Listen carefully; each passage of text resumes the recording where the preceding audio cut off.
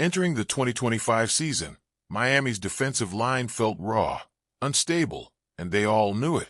The exit of Christian Wilkins left a void not just in talent but in presence.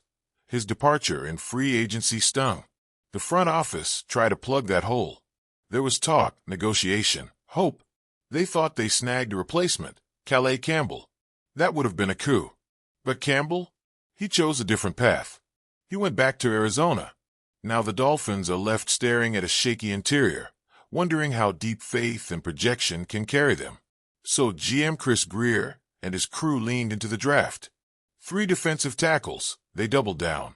Kenneth Grant was their top pick among them. It was a gamble, a statement, a bet on raw talent and potential. But raw doesn't mean ready, and potential doesn't always pay off fast. Head coach Mike McDaniel and defensive coordinator Anthony Weaver are on record defending Grant. Weaver recently told the press that what's holding Grant back isn't heart, it's fundamentals and technique. He pushed back on critics, saying we're being too hard on the rookie. Let's not judge this kid after 4 games, he urged.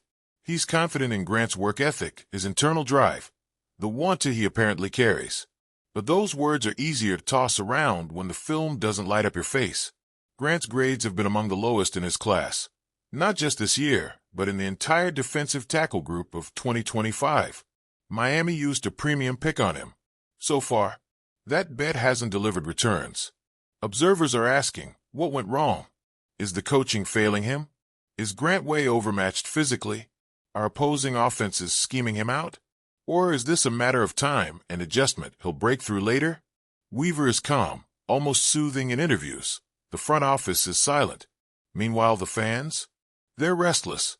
They remember too many draft busts, too many wasted early picks. How many times have they watched a first or second day selection end up in regret? Weaver insists he's seen flashes of what Grant can bring, suddenness, strength, glimpses of disruption. But he admits consistency is missing. That's the rub. A glimpse here, a splash there. That's not defense. Not yet. He insists there's enough runway, that there's still years ahead before pressures on extensions and expectations mount. But for fans, optics matter. Expectations matter. The clock feels louder in October than in June. If by mid-season we still see minimal progress, the patience will fray. Let's dig into the questions nobody wants to ask, but feels necessary. What if Grant was overrated coming out of college? He played next to Mason Graham at Michigan. Some scouts wondered whether Grant looked better because of who he lined up beside. If Graham commanded double teams, maybe Grant got cleaner runs, easier looks. That question still isn't answered. Now he's next to Zach Sealer in Miami, facing every offense's best blockers. If you're small in experience and fighting uphill now, it's harder to hide. His stats, 9 tackles all season. Don't scream, impact player. Sealer is ahead of him, 15-something, maybe more. Jordan Phillips is matching him.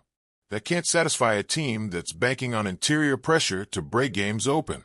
Part of the issue, Miami's entire defensive interior is underperforming.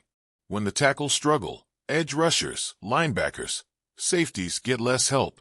When blockers run through the middle, the pocket gets pushed outward and coverage gets strained. The dominoes fall. Grant doesn't bear all blame, but he's part of the fragile structure. Technique and fundamentals? Weaver is right. Every lineman loses leverage, misreads gaps, lurches when he should punch. But most rookies have those growing pains. The difference is some adjust mid-season, some don't, some never do.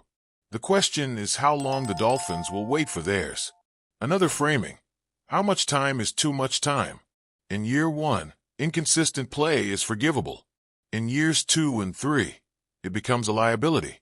But since Miami still has 3 seasons before worrying about an extension, perhaps the front office is more tolerant.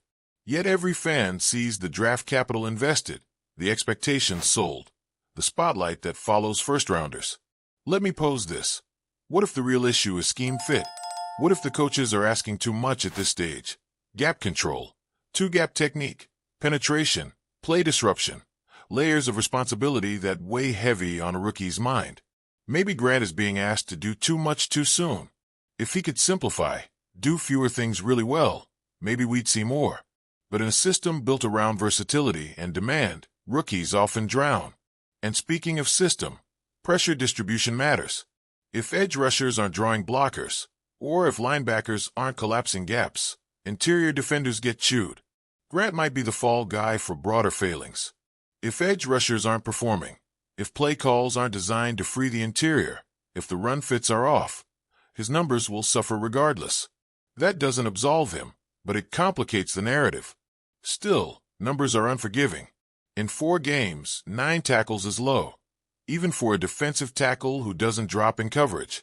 It signals he's not hitting many blockers, not being there when screen plays or draws come through, not forcing second efforts. Against the run, interior defenders are judged by push, by control, by where the play goes. If he's being pushed into the backfield consistently or moved off a spot, that betrays physical or technical gaps. And if he's not making splash plays, disruptions, batted passes, tackles for loss, pressures, he's fading into the noise. The fans aren't blind. The media isn't either. They want honesty. They want accountability.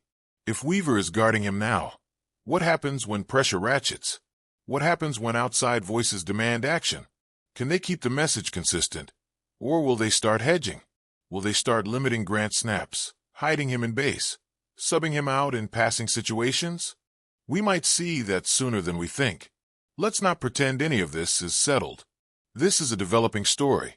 My gut, Grant will improve, because he seems driven, but not quickly enough to excuse this start. But sometimes the best players are the ones who stare at adversity and lean in. But here's a bold thought. What if the story isn't Grant failing, but Grant being forced into failure? What if the coaching staff is too impatient, too demanding, too expecting? What if the infrastructure around him isn't supportive? Not enough coaching attention, not enough tailored plans, no grace to ease him in. In a perfect world, rookie DTs are eased in. They play on early downs. They get more help. They build reps. If Miami shoved him into high-demand reps early, maybe they set him up for messy starts. I don't trust absolutes, but I trust instincts. I believe Grant needs slack. He needs targeted help. He needs time. And if he can't deliver on those limited expectations soon, then the critique is justified. But if he shows improvement, if midseason sees better flash, then we'll point back to the patience and prediction, the luxury in all this. Miami isn't desperate for him to carry the defense this year. They've played conservatively. They've leaned on experience. They've limped through inconsistent early games. They haven't asked him for miracles just yet, but what they will do is monitor. And if by September's end he's still invisible, the chatter will swell. Here's a gamble to consider. What if they begin to phase in a rotational approach, easing Grant in, letting him rest on early downs, giving him sub-packages? Let him learn by doing, not by burden. If they do that smartly, maybe the decline we fear becomes a rise. But if not, if they force his hand, overexpose him, let the workload bury him, we'll see more tape that prompts more criticism. So yes, Weaver's position makes sense now. He's the guardian of hope. He's buying time. But time isn't infinite. Every missed assignment, every blown penetration, every gap lost adds weight to the narrative. Grant's arc is still unfolding. For now, he's a work in progress, and one that demands attention, patience, and perhaps a little mercy. If by mid-season the flashes start coalescing into consistency, we'll marvel at the growth. If not, we're staring at another draft regret. And that, in Dolphins lore, is a story we've seen too many times.